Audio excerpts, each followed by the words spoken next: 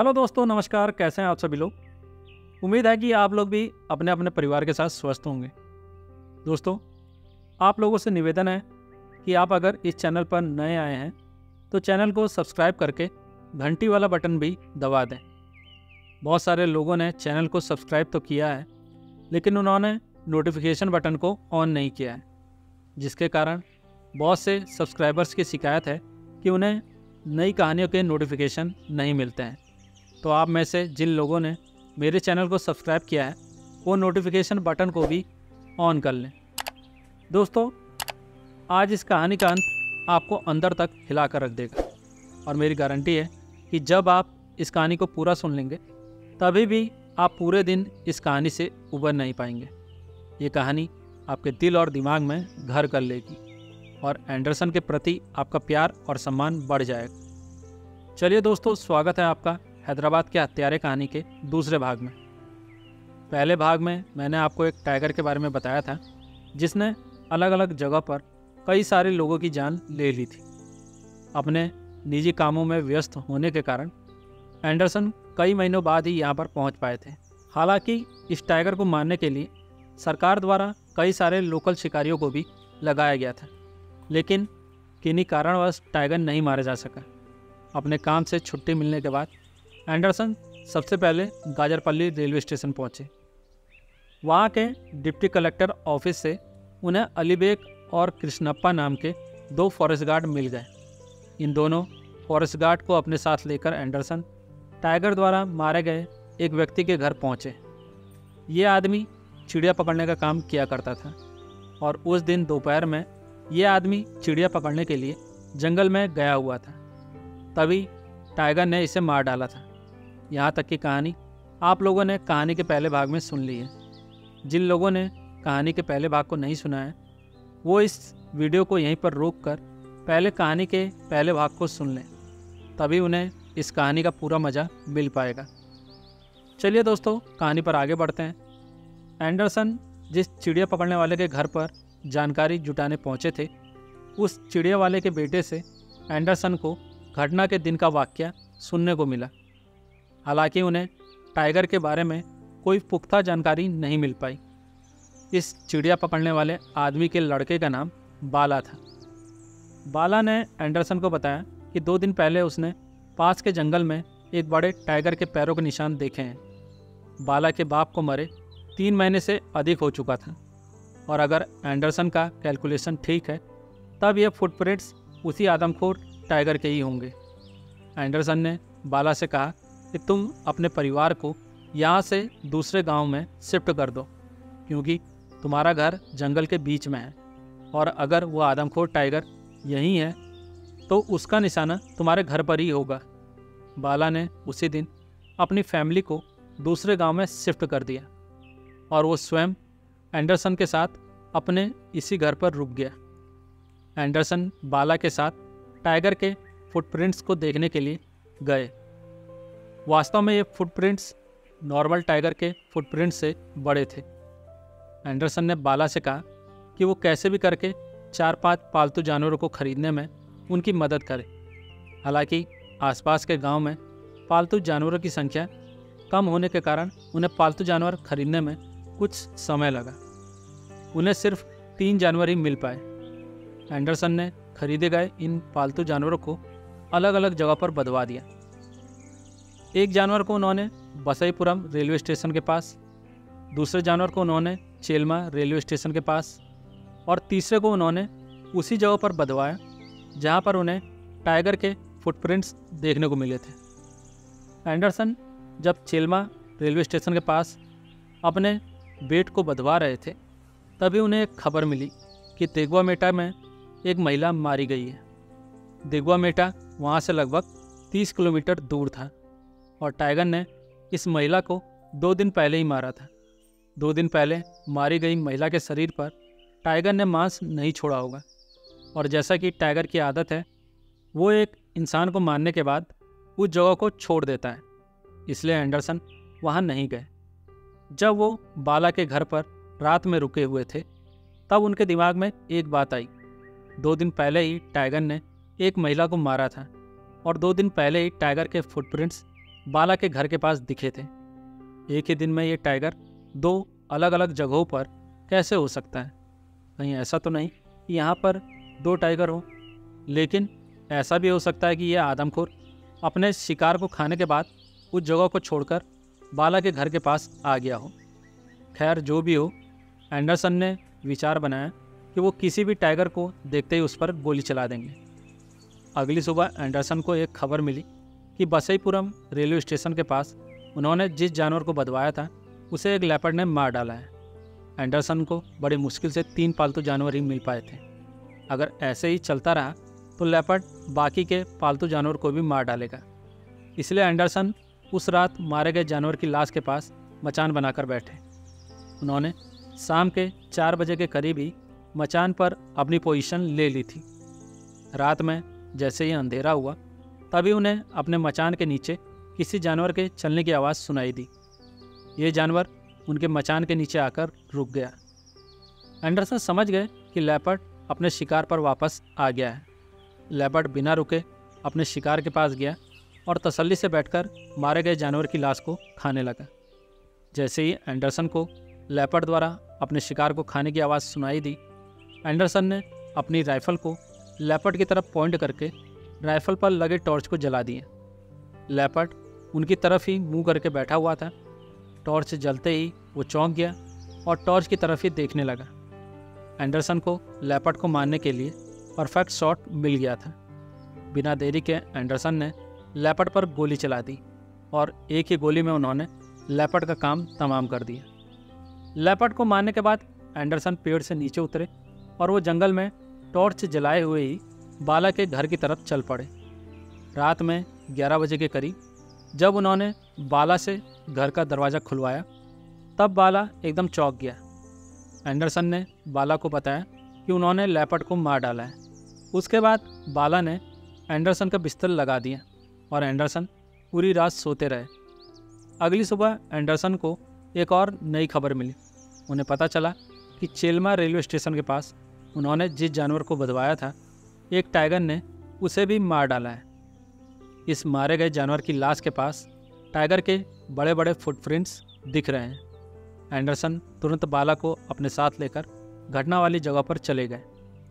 Anderson ने देखा कि इस मारे गए जानवर की लाश के पास जो फुटप्रिंट्स दिख रहे थे वो उसी टाइगर के थे जिसके फुटप्रिंट्स उन्होंने कुछ दिन पहले बाला के घर के पास देखे थे। एंडरसन ने बाला की मदद से जानवर की लाश के पास ही पेड़ पर मचान बंधवा दिया और जब मचान बनकर तैयार हो गया तब एंडरसन वापस बाला के घर पर आ गए।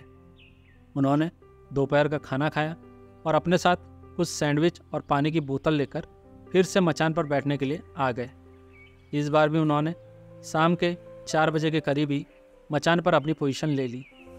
इस बार भी टाइगर उजाला रहते नहीं आया, बल्कि रात में 8 बजे के करीब एंडरसन को किसी भारी जानवर के ज़मीन पर चलने की आवाज़ सुनाई दी। टाइगर यहाँ पर आ चुका है। एंडरसन को ये बात पता चल चुकी थी। एंडरसन अपनी सांस रोककर टाइगर की हर हलचल को सुन रहे थे। भले ही उन्हें अंधेरे में टाइगर नहीं दिखा था, लेकिन जैसे जैसे वो टाइगर अपने शिकार की तरफ बढ़ रहा था एंडरसन को पता चलते जा रहा था कि अब टाइगर अपने शिकार पर जाकर बैठ गया। एंडरसन ने टाइगर को तसल्ली से अपने शिकार को कुछ देर तक खाने दिया ताकि टाइगर आश्वस्त हो जाए कि उसे यहाँ पर कोई खतरा नहीं है। उसके बाद एंडरसन ने अपनी राइफल की नाल टाइगर की तरफ की और उस पर लगे टॉर्च को जला दिया। टॉर्च की रोशनी पड़ते ही टाइगर एकदम चौंक गया और एंडरसन ने टाइगर के सीने को निशाना लगाकर गोली चला दी। एंडरसन की राइफल से निकली भारी गोली ने जैसे ही टाइगर के सीने में प्रवेश किया, टाइगर पीछे की ओर गिर पड़ा।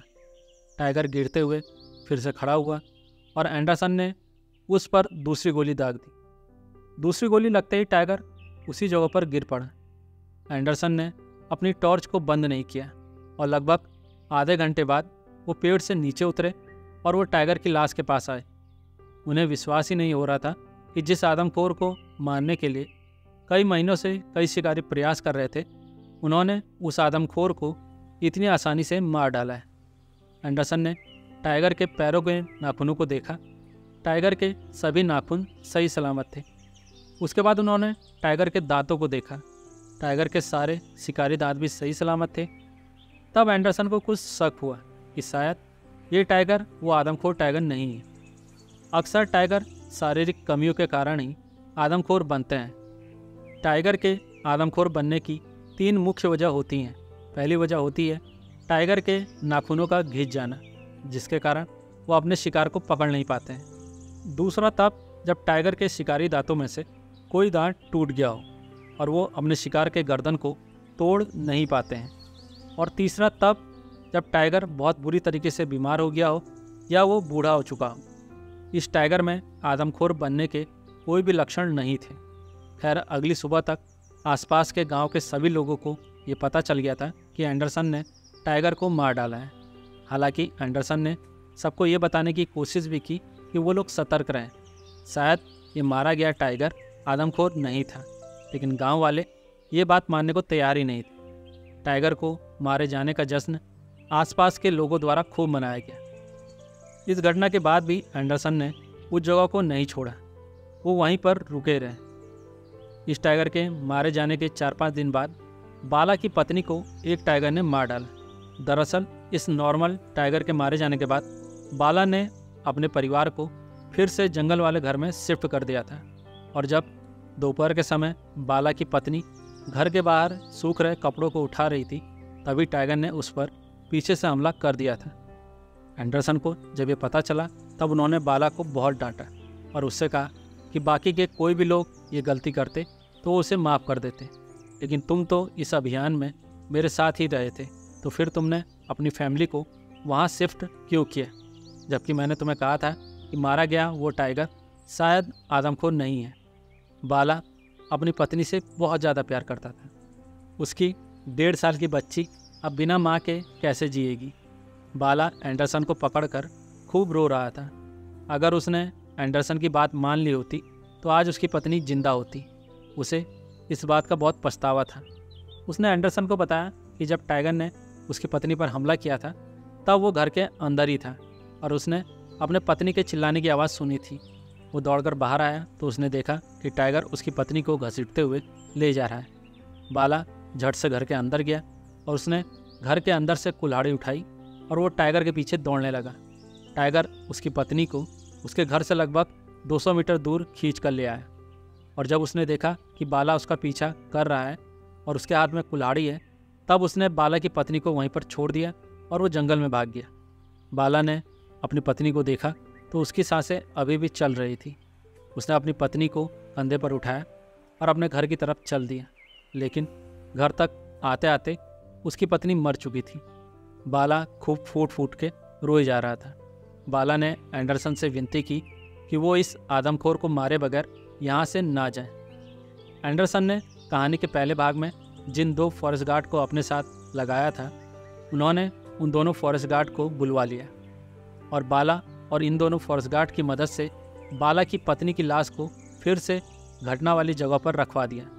टाइगर ने बाला की पत्नी की लाश को जिस जगह पर छोड़ा था उस जगह पर पतले पतले पेड़ तो मौजूद थे, लेकिन वहाँ पर कोई भी मोटा पेड़ नहीं था जिस पर मचान बनाया जा सके। वहाँ पर एक बहुत मोटा पेड़ था जो जंगल की आग में जलकर अंदर तक खोखला हो गया था और उसके अंदर एंडरसन सिर्फ खड़े हो सकते थे। वो खोखला पेड़ ज़मीन से 13 या 14 फीट ही ऊपर तक था। एंडरसन ने बाला से कहा कि वो इसी खोखले पेड़ में खड़े हो जाएंगे। बाला ने कहा कि आप इस पेड़ के अंदर पूरी रात कैसे खड़े रह सकते हैं? अगर वो टाइगर यहाँ पर पूरी रात नहीं आया तब क्या होगा? एंडरसन ने कहा कि तुम उम्मीद रखो, टाइगर रात होते ही यहाँ पर वापस आएगा।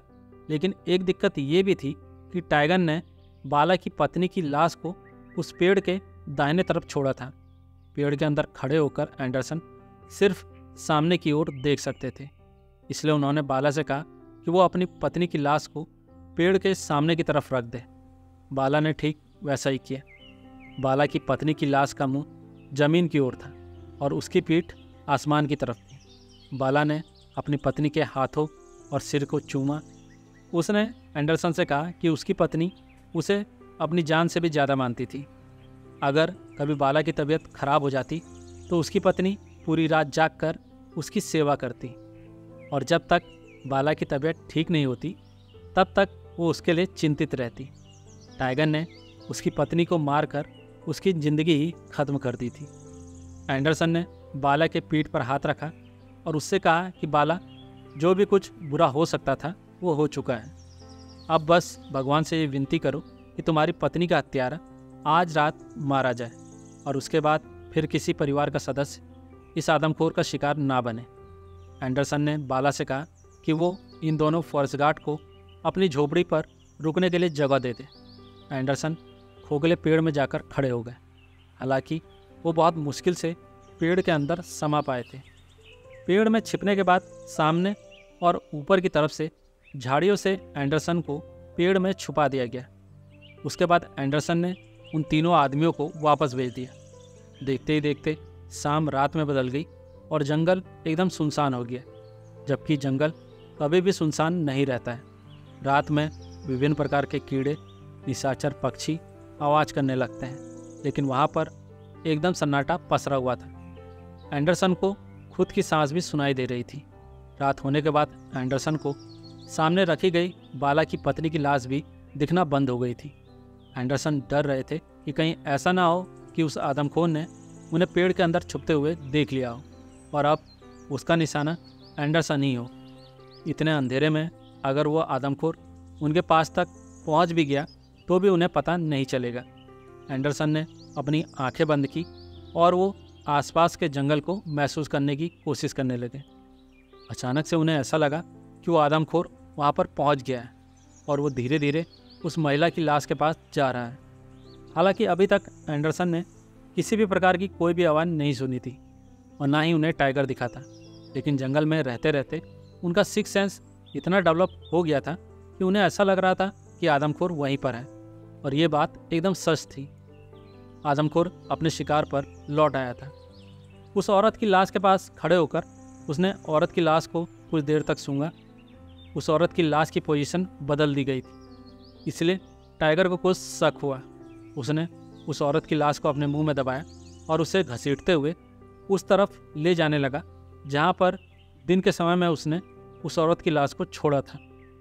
इस बार एंडरसन को उस औरत की लाश को घसीटने की आवाज़ सुनाई थी।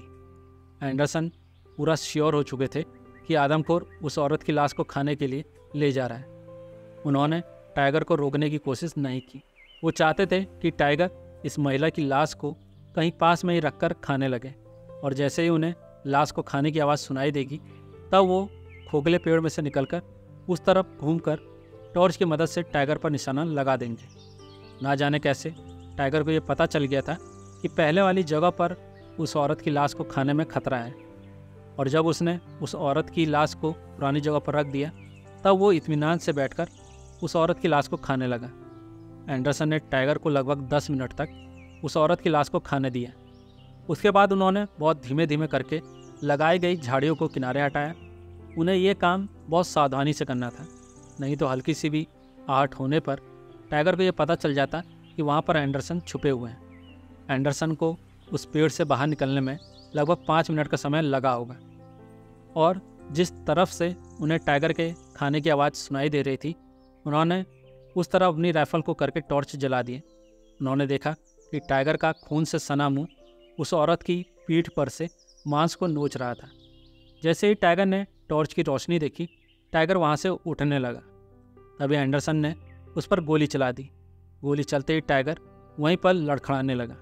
2 सेकंड के भीतर ही एंडरसन ने अपनी दूसरी गोली भी टाइगर के शरीर में उतार दी। दूसरी गोली लगते ही टाइगर अंधेरे में गायब हो गया। एंडरसन को यकीन नहीं था कि ये दूसरी गोली भी टाइगर को लगी है या नहीं। टाइगर अंधेरे में जाकर गुस्से में दहाड़ते हुए आसपास की झाड़ियों पर हमला किए जा रहा था। अंधेरे में वो समझ नहीं पाया था कि उस पर किसी इंसान द्वारा गोली चलाई गई है और इससे पहले उसका सामना किसी भी राइफल या गोली से नहीं हुआ था। एंडरसन ने देखा कि टाइगर बहुत गुस्से में है, इसलिए उन्होंने फिर से खोखले पेड़ के अंदर पोजीशन ले ली और खुद को झाड़ियों से छुपा लिया। टाइगर गुस्से और दर्द में दहाड़ते जा रहा था। एंडरसन अब फंस चुके थे क्योंकि एक घायल टाइगर के वहाँ पर रहते हुए वो वापस बाला के घर पर भी नहीं जा सकते थे। रात के अंधेरे में टाइगर पीछा करके उन पर आसानी से हमला कर सकता था। एंडरसन पूरी रात खोखले पेड़ के अंदर खड़े रहे। एंडरसन को लगा था कि सुबह होते ही बाला और वो दोनों फॉरेस्ट गार्ड उनकी मदद के लिए वहाँ पहुँच जाएंगे, लेकिन उजाला होने के बाद भी वो तीनों वहाँ पर नहीं पहुँचे। इसलिए एंडरसन बाला के घर की तरफ चल पड़े। जब वो बाला के घर पर पहुँचे तब उन्होंने देखा कि बाला और वो दोनों फॉरेस्ट गार्ड उन्हीं के पास जाने के लिए निकल रहे थे। एंडरसन ने उन्हें बताया कि पिछली रात उन्होंने टाइगर पर गोली चलाई है। बाला ने कहा कि हमने भी 2 गोलियां चलने की आवाज़ सुनी थी, लेकिन गोली चलने के बाद हमें टाइगर के गुस्से भरी दहाड़ की आवाज़ भी सुनाई दी और हमें ऐसा लगा कि टाइगर ने आप पर भी हमला कर दिया है और टाइगर ने आपको भी मार डाला है। अंधेरी रात में हम लोगों के अंदर इतनी हिम्मत नहीं हुई कि हम आपकी मदद के लिए वहाँ पहुँच पाते। इसके लिए हमें खेद है। एंडरसन ने कहा कि उन्हें रात में शुरुआत में तो घायल टाइगर के बोलने से बहुत ज़्यादा डर लग रहा था, लेकिन जैसे जैसे उन्हें पेड़ के अंदर खड़े खड़े कई घंटे बीत गए तब उनके पैरों में असहनीय दर्द हो रहा था। इस दर्द के आगे वो टाइगर को भूल ही गए। एंडरसन ने उन तीनों आदमियों को अपने साथ लिया और वो उसी जगह पर आ गए जहाँ पर एंडरसन ने टाइगर पर गोली चलाई थी। टाइगर ने बाला की पत्नी की पीठ खा डाली थी। अपनी पत्नी को इस तरह देखकर बाला की आंखों से फिर से आंसू टपक पड़े। जिस जगह पर रात में टाइगर खड़ा था और एंडरसन ने उस पर गोली चलाई थी, उस जगह पर टाइगर का बहुत सारा खून गिरा हुआ था। इतने सारे खून को देखकर एंडरसन को पक्का यकीन हो गया कि वो टाइगर रात में ही मर गया होगा। उन्होंने खून की मोटी धार का पीछा करना शुरू किया। टाइगर ने आसपास की झाड़ियों पर जो वार किए थे वो निशान अभी भी एंडरसन को देखने को मिले। उन्होंने लगभग 3-4 किलोमीटर तक टाइगर के खून के निशान का पीछा किया और इस पूरे रास्ते टाइगर का खून गिरते हुए आया था। इतना सारा खून गिरने के बाद कोई भी टाइगर बच नहीं पाएगा, इसलिए एंडरसन को यकीन था कि उन्हें टाइगर जिंदा नहीं मरा मिलेगा। एक जगह पर आकर टाइगर घनी झाड़ियों में घुस गया था और उसके बाद खून के निशान मिलना बंद हो गए थे। ये ऐसी जगह थी जहाँ से टाइगर किसी भी दिशा में जा सकता था, लेकिन इससे पहले कि एंडरसन टाइगर का और पीछा करते, तेज बारिश शुरू हो गई। एंडरसन और वो तीनों लोग एक मोटे पेड़ के नीचे बारिश से बचने के लिए छुप गए। ये बारिश लगभग 1.5 घंटे तक चलती रही और खूब पानी बरसा। उन दोनों फॉरेस्ट गार्ड ने बारिश रुकने के बाद एंडरसन से कहा कि अब इतनी बारिश में खून के निशान धुल चुके होंगे और वो टाइगर उन्हें नहीं मिलेगा। एंडरसन पूरी रात का पेड़ के अंदर खड़ा रहे थे और उनके पैरों में बहुत तेज दर्द हो रहा था, इसलिए उन्होंने कहा कि वो फिर से शाम को इस जगह पर टाइगर को ढूंढने आएंगे। ये कहते हुए एंडरसन वापस लौटने लगे। जब वो लोग वापस लौट रहे थे तब वो जिन खून के निशानों का पीछा करते हुए यहाँ तक आए थे वो सभी खून के निशान बारिश में धुल चुके थे। अगर एंडरसन इसी समय तत्काल टाइगर का पीछा करने नहीं आए होते तब शायद उन्हें ये भी नहीं पता चल पाता कि टाइगर को गोली लगी भी थी या नहीं। वापस आकर उन तीनों ने बाला की पत्नी की लाश को एक कपड़े में समेटा और गांव में वापस आ गए। एंडरसन एक घर के बाहर कुर्सी पर बैठ गए। वो उस महिला के अंतिम संस्कार की विधि को देख रहे थे। महिला की लाश को एक नई दुल्हन की तरह सजा दिया गया और उस महिला की 1.5 साल की बच्ची अपने माँ की लाश के बगल में बैठकर रोई जा रही थी। दिल को अंदर तक दुखाने वाले इस दृश्य को देखकर एंडरसन का भी मन मानो रो रहा था, लेकिन उनके आंखों से आंसू नहीं गिरे। शाम तक महिला का अंतिम संस्कार कर दिया गया। एंडरसन कुछ और दिन बाला के घर पर ही रुके और उन्होंने दिन में अलग अलग जगह पर घूमकर टाइगर को खोजने का प्रयास किया, लेकिन टाइगर नहीं मिला। उनका अंदाज़ा था कि टाइगर किसी घनी झाड़ी में या गुफा में जाकर मर गया होगा। अक्सर टाइगर को जब पता चलता है कि उसका जीवन का अंत नज़दीक है तब वो किसी ऐसे जगह पर जाकर मर जाते हैं जहाँ पर उन्हें ढूंढना बहुत मुश्किल होता है। कुछ दिनों बाद एंडरसन वापस बेंगलोर आ गए। हालांकि उन्हें टाइगर की लाश नहीं मिली थी, लेकिन आदमखोर का आतंक खत्म हो चुका था। अगले कई महीनों तक उन्हें उस जगह से फिर किसी इंसान के मारे जाने की खबर नहीं मिली। एंडरसन कहते हैं कि ऐसे किस्से उनके दिल और दिमाग को अंदर तक झकझोर देते थे और वो मन ही मन निश्चय करते थे कि वो ऐसे किसी आदमखोर को नहीं छोड़ेंगे जिसने इंसानों का शिकार किया है। दोस्तों, ये कहानी यहीं पर ख़त्म होती है। उम्मीद करता हूँ कि आप लोगों को ये कहानी ज़रूर पसंद आई होगी। अगर आपको ये कहानी पसंद आई है तो आप इन कहानियों को अपने दोस्तों और परिवारजनों के साथ व्हाट्सएप के माध्यम से लिंक शेयर करके साझा ज़रूर किया करें। दोस्तों अब समय हो चला है वीडियो का अंत करने से पहले कुछ सब्सक्राइबर्स का नाम लेने का, जिन्होंने पिछले वीडियो पर बहुत बढ़िया कमेंट किए थे। उनके नाम हैं कुलदीप सिंह, राजेश कुमार, अभिजीत बनर्जी, सोनू कुमार, राजा भैया, गोदावरी गौड़ा, हेमंत सोनकर, आसिम बिजनौर से, रवि ठाकुर, शीतल उमरानिया, शुभम शर्मा और विक्रम रावत। आप सभी लोगों का बहुत बहुत धन्यवाद। मैं उन सभी लोगों का शुक्रगुजार हूं जिन्होंने इस चैनल को आगे बढ़ाने में हमारा सहयोग किया। आपका और हमारा साथ यूं ही बना रहे, इसी उम्मीद के साथ आज की वीडियो का अंत करते हैं। मिलते हैं अगले हफ्ते एक नई कहानी में, एक नई ऊर्जा के साथ। तब तक के लिए आप सभी को नमस्कार, शुभ रात्रि।